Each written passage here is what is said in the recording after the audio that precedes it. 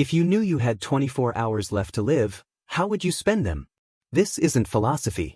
This is Tuesday. You are 32 years old. You have fought in the arena 11 times. You have killed 7 men. You have survived wounds that should have killed you twice. Your left shoulder carries a scar from a trident that went through muscle and scraped bone. Your right thigh has a permanent ridge where a gladius cut so deep the flesh never quite knit back together. When it rains, the old injuries ache with a dull, distant throb that reminds you of every mistake you've made. Tomorrow, you fight again. The odds are calculated, whispered, bet upon across Rome. 3-1 that you survive. Those are not bad odds. You've faced worse. But they are not certainties. In the arena, there are no certainties. Tonight, we walk the hours before the sand. Not the spectacle Rome remembers. Not the laurels and the glory and the roar of 50,000 throats. The other part. The part they don't put on coins. The part that happens in the dark, in the smell of sweat and straw and oil, in the silence between heartbeats when you're alone with the fact of your own fragility. This is not a story about heroes. This is a story about men who had no choice but to become what Rome needed them to be: beautiful, brutal, expendable, and somehow, against every rational expectation, still human. You're with Kronos. We don't just tell history. We take you there. The ludus wakes before the city does. Dawn is still an hour away, but the trainer, the lanista, believes that advantage belongs to those who rise when their enemies sleep. The iron bell rings in the courtyard, a dull, flat clang that echoes off stone walls. You open your eyes in darkness. The cell is small, 8 feet by 10, a wooden bench built into the wall, straw on the floor that's changed every 3 days, a single barred window too high to reach. The air smells like bodies and old smoke and the faint, sour trace of the latrine in the corner of the building. You are not alone. There are 60 men in this ludus, gladiator school, owned by a wealthy patrician named Gaius Aurelius Cotta. He bought you 3 years ago at auction in Capua, paid 800 sesterces, a reasonable price for a man with your build and no obvious deformities. You were a soldier once, in the auxiliary cohorts, fighting Germanic tribes along the Rhine. You made a mistake, struck an officer who'd been drunk and abusive for weeks. The punishment was discharge without honor, sold into the arena to recoup the cost of your training. Some men here are slaves by birth. Some are prisoners of war, Germans, Gauls, Thracians, Dacians, even a handful of Britons who still speak their guttural, incomprehensible tongue. Some are volunteers, octorati, free men who signed contracts trading freedom for a chance at wealth and fame. The pay for a successful gladiator can be extraordinary. A single victory in a major munus can earn more than a legionary makes in 5 years. But the cost is absolute. You forfeit legal rights, you swear an oath to be burned, bound, beaten, and killed by the sword, and you live under the authority of the lanista, who owns your body, your time, and functionally your life. You sit up. Your back pops, vertebrae realigning. You are not old, but you feel old. Every gladiator does. The body accumulates damage faster than it can repair. The trainers know this. They feed you well, better than most Romans eat, but food cannot undo what iron does. You dress in the dark, a plain tunic, a leather belt, sandals. The morning is cold. Rome in October can be bitter before the sun rises. You step into the corridor. Other men are emerging from their cells, silent or muttering, some stretching, some still half asleep. The guards stand at intervals along the walls, holding torches, watching without expression. They are not cruel, but they are not kind. They are instruments of order. The courtyard is open to the sky. The walls are 15 feet high, topped with iron spikes. The ludus is not a prison exactly, but it is not freedom either. It is a machine designed to produce one thing: men capable of killing in front of an audience. Training begins immediately. The doctors, master trainers, often former gladiators themselves, stand in the center of the courtyard. They do not shout. They do not need to. Their authority comes from the fact that they survived. The head trainer is a Thracian named Kratos, 43 years old, with a face like weathered stone and a right hand missing 2 fingers from a sword blow that nearly killed him in his final fight. He fought 27 times. He won 26. The one he lost, he survived only because the crowd granted missio, mercy. He never fought again. He watches you with eyes that have seen men die and men hesitate and men break, and he knows which you are. Wooden swords, he says. His voice is not loud, but it carries. Pairs. Murmillo against Thraex. Begin. You are a Murmillo, a fishman, named for the fish-shaped crest on your helmet. You fight with a large rectangular shield, the scutum, and a short sword, the gladius. Your armor includes a metal sleeve on your right arm, a padded wrap on your left leg, and a heavy helmet with a grilled visor. You are built for defense and endurance, for weathering an opponent's attacks and striking when they overextend. Your sparring partner today is a Thracian named Davos. He fights with a small, round shield, the parmula, and a curved sword, the sicca. He is faster than you, lighter on his feet, trained to dart in and out, to slash at legs and arms, to frustrate and exhaust. In a real fight, if he makes a mistake, your gladius will find his ribs. If you make a mistake, his sicca will open your thigh, and you will bleed out in the sand before the surgeon can reach you. But today the swords are wood. You face each other. Kratos watches. Davos grins. He always grins before sparring, a nervous habit he's never outgrown. You do not grin. You set your feet, hold the shield high, angle your body to minimize the target. Davos steps left, testing. You pivot. He feints right, then slashes low. You block with the shield, feeling the impact shiver up your arm. He's fast, but you've fought him 24 times. You know his rhythm. You thrust, short, controlled, aimed at his shield to push him back. He gives ground, circles. You follow, staying tight, not overcommitting. This is the discipline, patience. The crowd loves wild charges and dramatic flourishes, but wild charges get you killed. Control is survival. The sparring lasts 15 minutes. You land 3 solid hits, shoulder, ribs, thigh, any of which would have been crippling in a real fight. Davos lands 1, a slash across your forearm that would have severed tendons if the blade had been steel. Kratos calls the match. Murmillo wins, he says flatly. Davos, you're dropping your shield when you attack. Fix it, or you'll die fixing it. Davos nods, breathing hard. You nod to him, respect between fighters. He saved your life once, pulled you out of the way of a falling training post that would have crushed your skull. You've never spoken of it, but the debt exists. The training continues for 3 hours. Wooden swords, then weighted swords, blades deliberately heavier than combat weapons to build strength and endurance. Then the palus, a wooden post, 6 feet tall, embedded in the ground. You strike it again and again. Thrusts, slashes, blocks, combinations. The repetition is hypnotic, numbing. Your shoulders burn. Your hands blister. The trainers walk among you, correcting stances, adjusting grips, occasionally striking a man across the back with a cane if his form is sloppy. This is not cruelty. This is education. A sloppy stance in the arena means death, and death means the lanista loses his investment. The ludus exists at the intersection of commerce and violence. You are property, but valuable property. You are maintained, trained, and deployed with the same care a charioteer gives to his horses. At mid-morning, the bell rings again. Training pauses. Water is brought out in clay amphory. You drink deeply. Water mixed with vinegar and a pinch of salt, a mixture that replaces what sweat takes. The trainers watch to ensure no one drinks too much too fast. Cramps can kill training as surely as blades. You sit in the shade of the colonnade, back against the cool stone. Other men cluster in small groups. Some talk quietly. Some oil their practice weapons. Some sleep. The ability to sleep anywhere, anytime, is a skill every gladiator learns. Davos sits beside you. He's still breathing hard, but he's smiling. Tomorrow, he says. You nervous? You consider the question. Nervousness is fear metabolized into energy. Fear is useful if controlled. Fear makes you careful. Too much and you freeze. Too little and you're reckless. I'm aware, you say finally. Davos nods.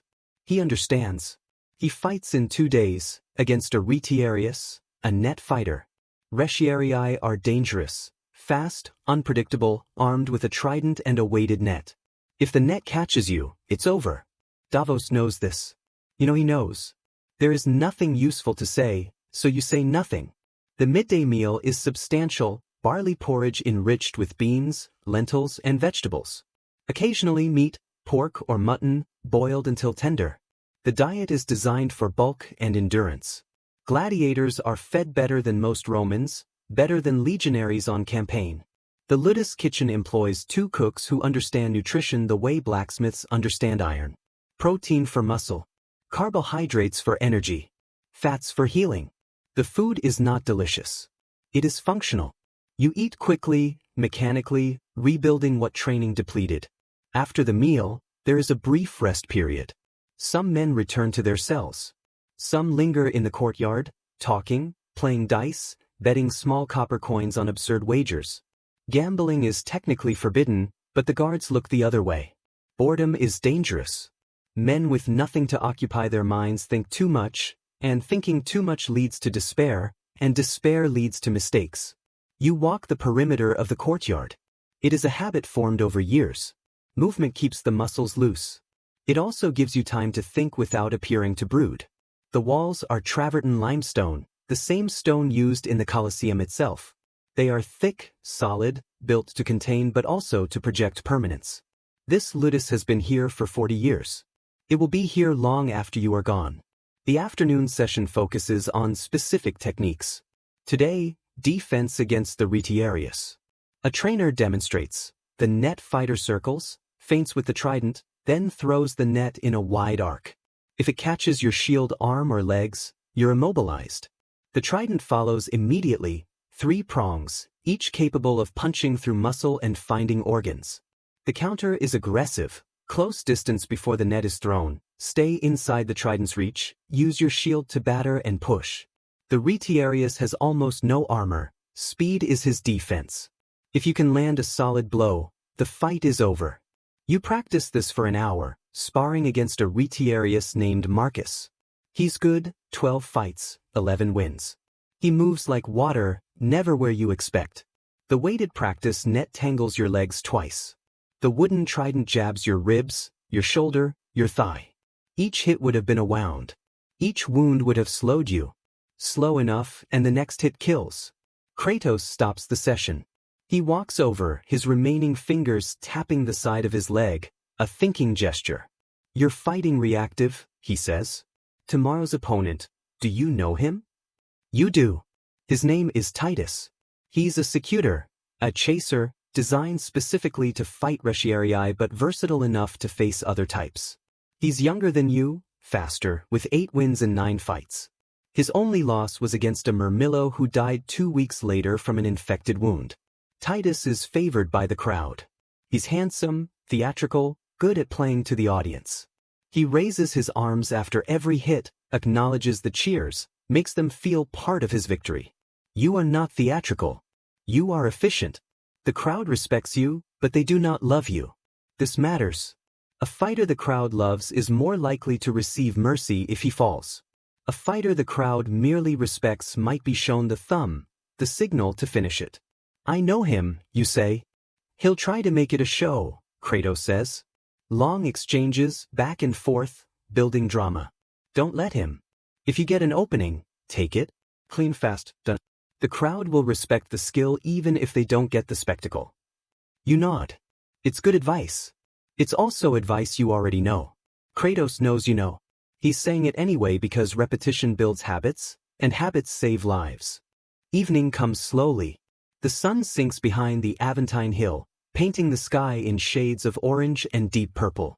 The temperature drops. You return to your cell, strip off the training tunic, and wash with a bucket of cold water and a rag. The water stings the blisters on your hands. You dry off, dress in a clean tunic, and sit on the bench. The cell is dim. Light comes from the high window, filtered through iron bars. On the wall, scratched into the plaster with a nail or a stone, are marks left by previous occupants. Tallies of fights. A crude drawing of a gladius. One inscription in shaky Latin, Hic habitat felicitas, here dwells happiness. It's either a joke or a prayer. You've never decided which. You own almost nothing. A spare tunic. A whetstone for sharpening practice blades. A small clay oil lamp. A wooden comb. These are kept in a niche in the wall. There is also a leather pouch containing 12 silver denarii, your winnings from previous fights. The lanista holds most of your earnings in trust, releasing small amounts for personal use. If you survive long enough, if you win enough, you can buy your freedom. The price is steep, 10,000 sesterces, roughly the cost of a small farm. You have earned 3,000 so far. At your current pace, freedom is 5 years away. 5 years is a lifetime in the arena. The evening meal is lighter: bread, cheese, dried fruit, watered wine. It's brought to the cells by slaves who do not meet your eyes. They are afraid of gladiators, not because gladiators are cruel but because gladiators are associated with death, and death is contagious in the superstitious mind. You eat slowly. Bread soaked in wine softens and becomes easier to chew. The cheese is sharp, salty, made from sheep's milk. The fruit is figs, sweet and dense. The meal is designed to settle the stomach without weighing you down. Tomorrow, you will eat nothing before the fight. An empty stomach bleeds less if punctured. After the meal, some men are visited by women. The ludus allows this. Wives, lovers, prostitutes hired for the night. It's a kindness born of pragmatism. Men who have something to look forward to fight harder. Men who have been touched with gentleness before violence remember what they're surviving for. You have no one. There was a woman once, years ago, before the army, before the mistake, before this. Her name was Julia. She married someone else when you were sold. You do not blame her. She had to survive, and survival does not wait for gladiators to earn their freedom. Night settles over the ludus. The courtyard is empty except for the guards, who walk their routes with torches, their shadows long and flickering. You lie on the bench, staring at the ceiling. Sleep will come eventually, but not yet. The mind is too active, running through scenarios, possibilities, counters.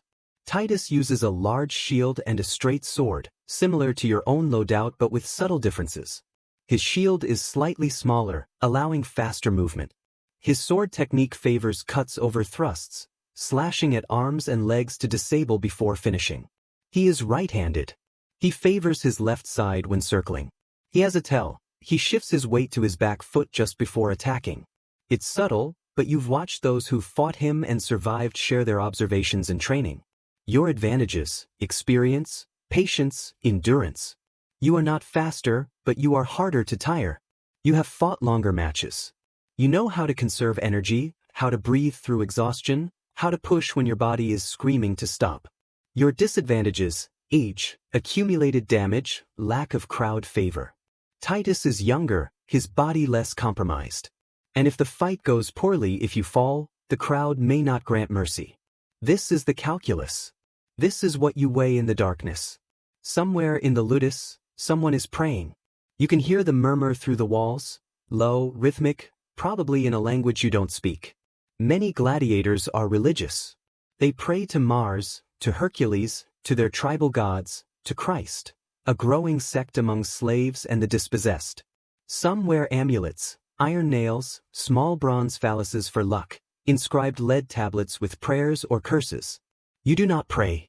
You stopped after the third fight, when you prayed to survive and did, but the man you killed had also prayed.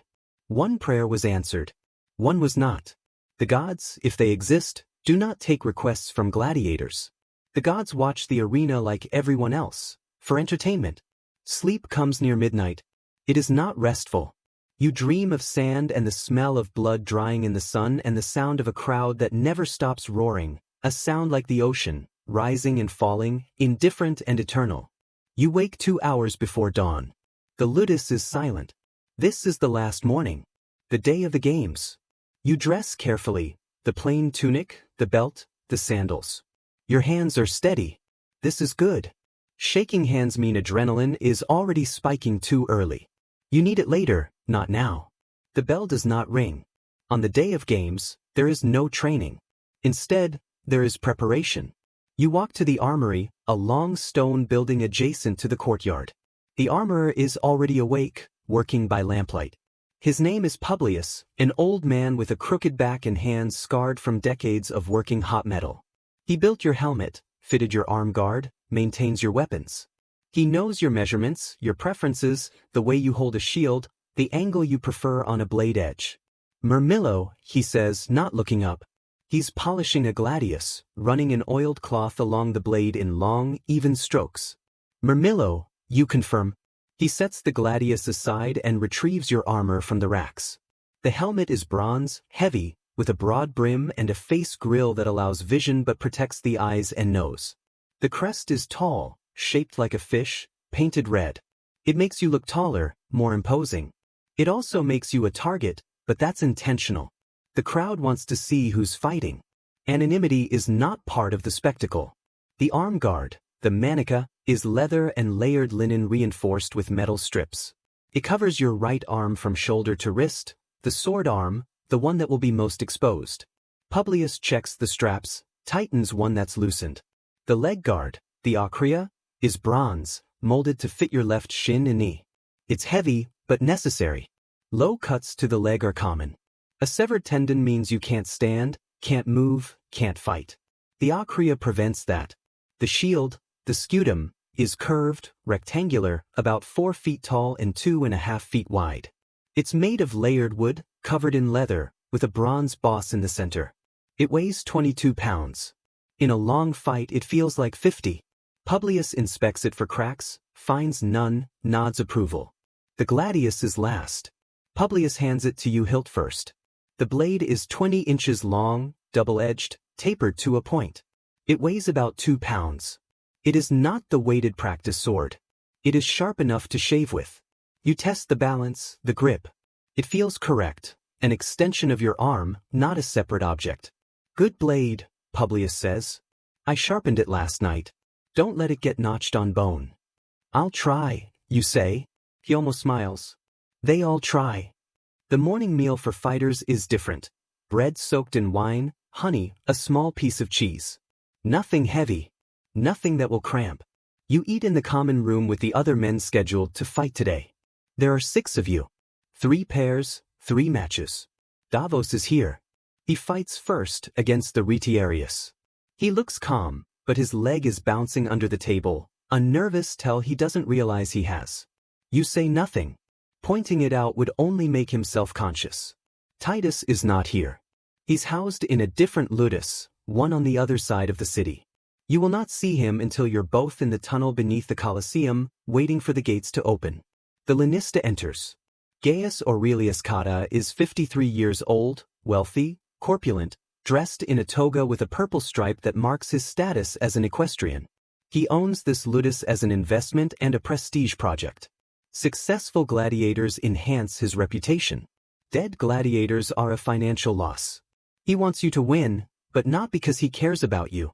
You are livestock that happens to be sentient. Today, Rome watches, he says. His voice is smooth, practiced. He's given this speech before. You fight with honor. You fight with skill. You make this house proud. Win, and your purse is doubled. Survive, and you feast tonight. The gods favor the bold. He does not mention those who do not survive. That would be poor form. The guards arrive at mid-morning. They are arena officials, not ludus guards, armed with short clubs and accompanied by a scribe who checks names against a list. You are called forth. You stand, collect your gear, follow the guards out of the ludus and into the street. Rome is awake. The street is crowded, vendors selling bread and fruit, carts hauling amphorae of wine and oil, slaves carrying litters, children running between legs. People stop and stare as you pass. A few point. A woman makes a sign against evil. Gladiators are both revered and feared.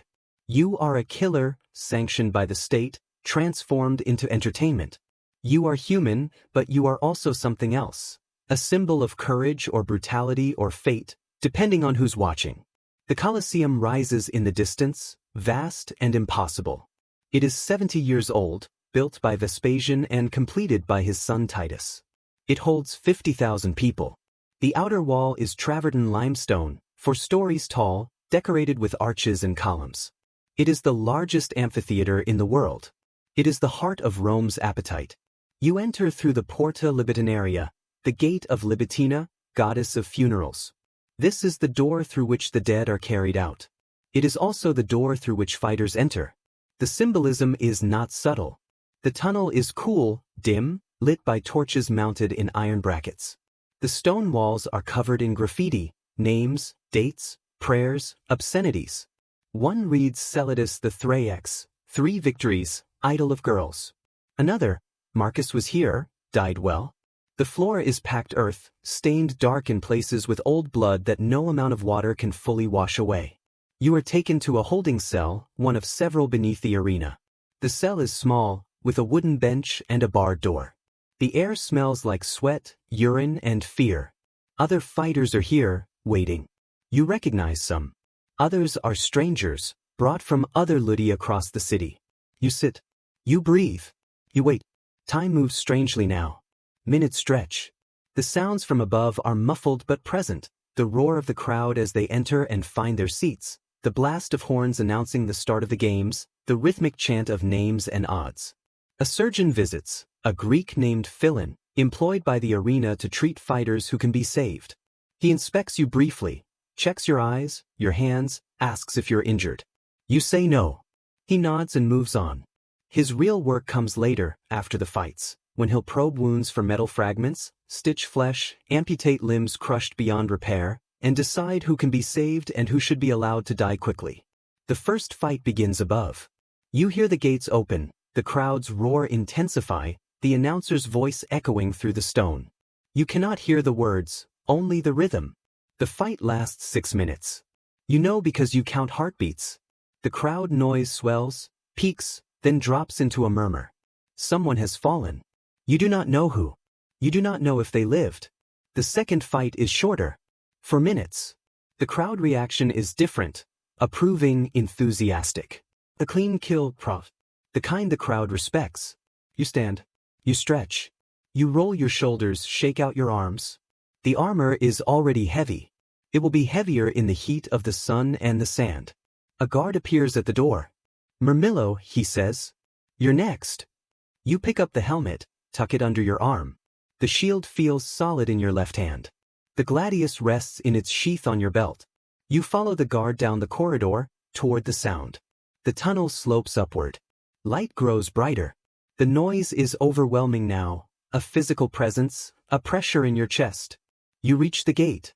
It is iron, latticed, 10 feet tall. Through it, you can see the arena floor, sand, white and clean, raked smooth. The far side of the arena is 250 feet away.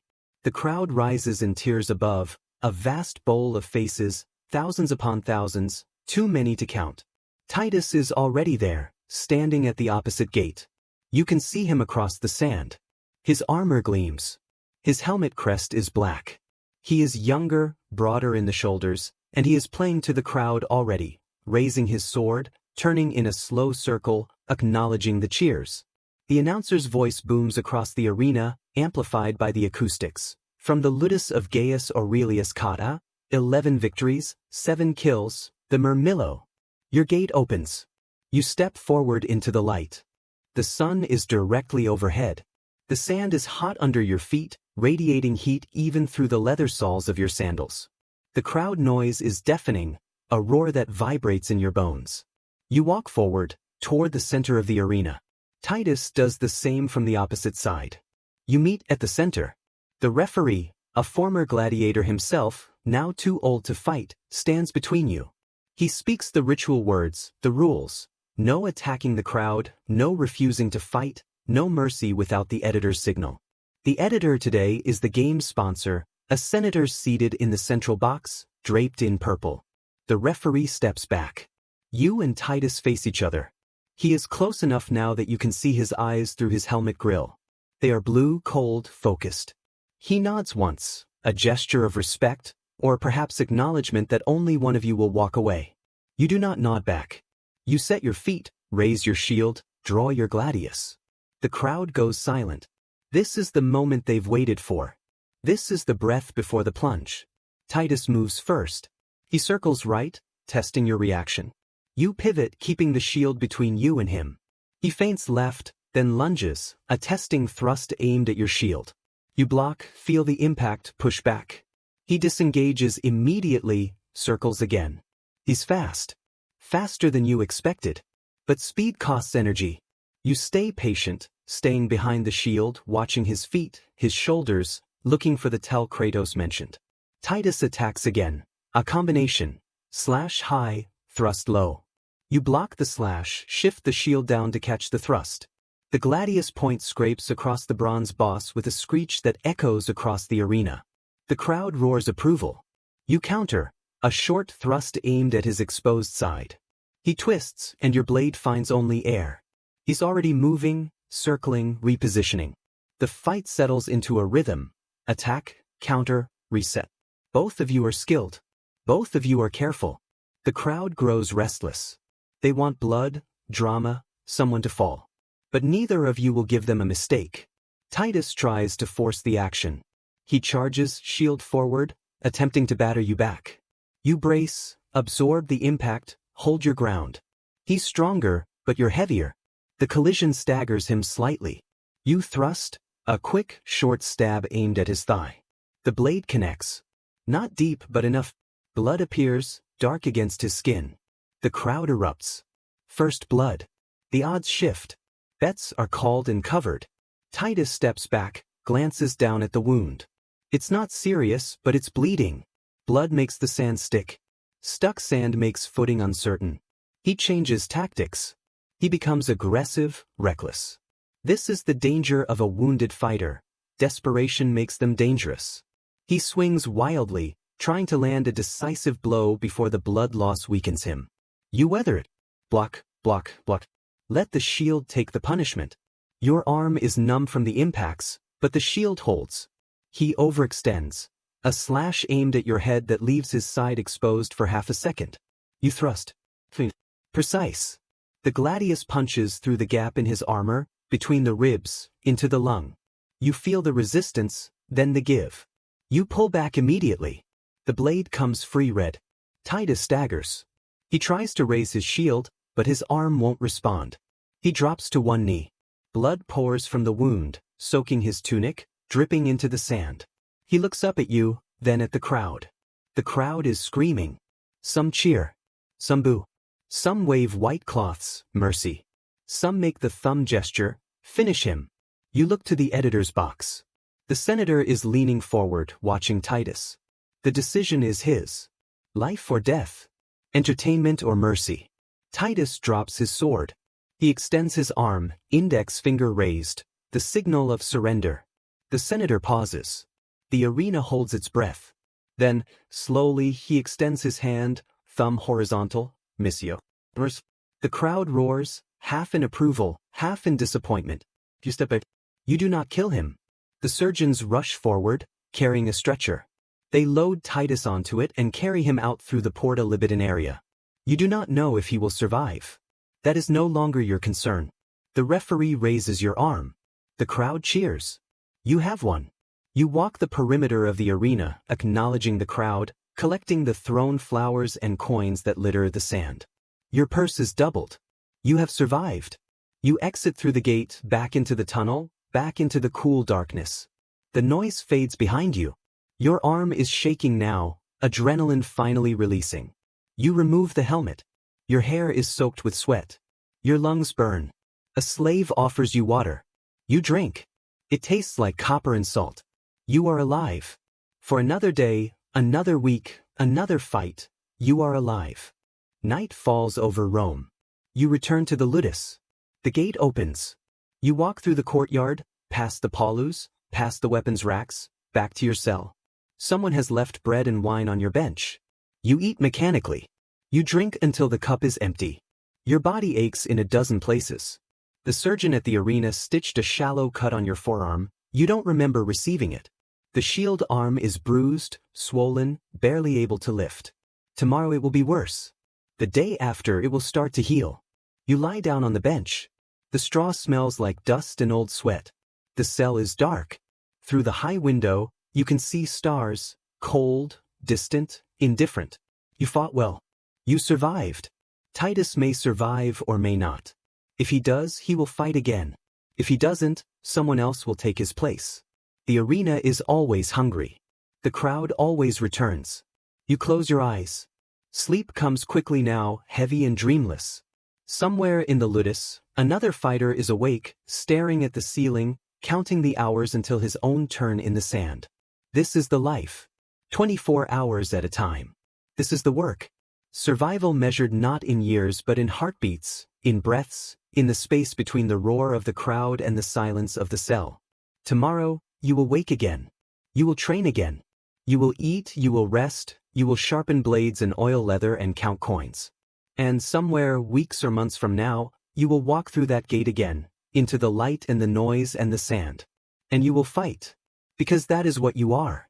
Not by choice, but by circumstance. Not because you love it, but because you are good at it.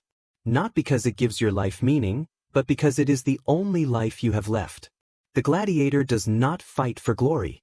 He fights because the alternative is death.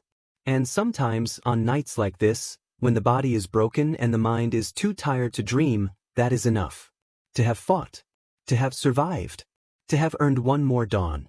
The sand remembers every man who fell. The walls remember every name scratched into stone. The crowd remembers nothing. They return tomorrow for new blood, new drama, new deaths. This is the truth the arena teaches. You are extraordinary only in the moment of violence. Outside that moment, you are forgotten. But tonight, you are alive. Tonight, the wine is real, the bread fills your stomach, and the darkness of the cell is a mercy, not a punishment. Tonight, you do not have to be brave or skilled or controlled. You can simply be tired. You can simply hurt. You can simply exist in the space between what you were and what you might become. The ludus settles into night sounds, guards changing shifts, distant conversations in languages you don't speak, the scrape of sandals on stone, someone coughing in a nearby cell. These are the sounds of men living in the margins, in the spaces Rome doesn't think about. The slaves who cook your meals. The guards who watch you train.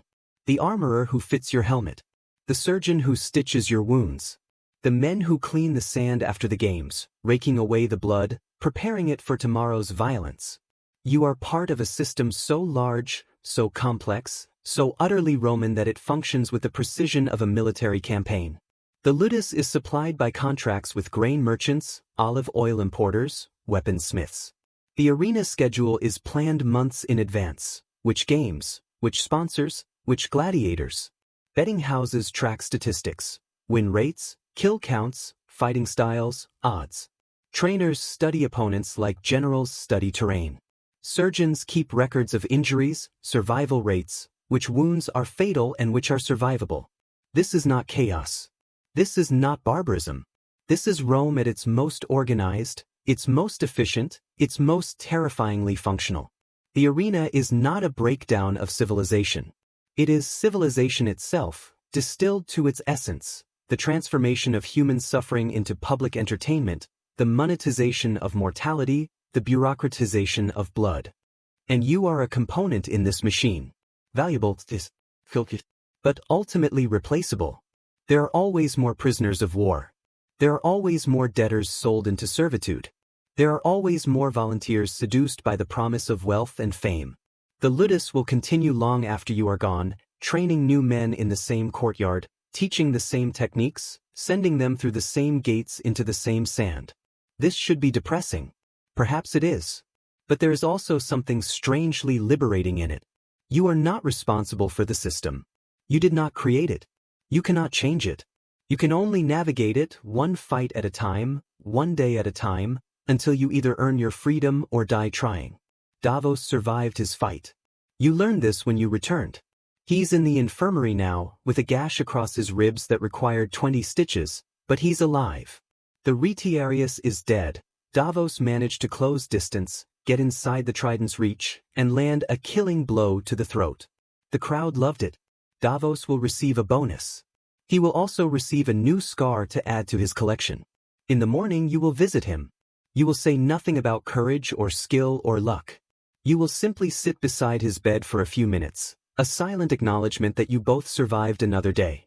This is the friendship the arena allows, wordless, unsentimental, grounded in the shared experience of facing death and walking away.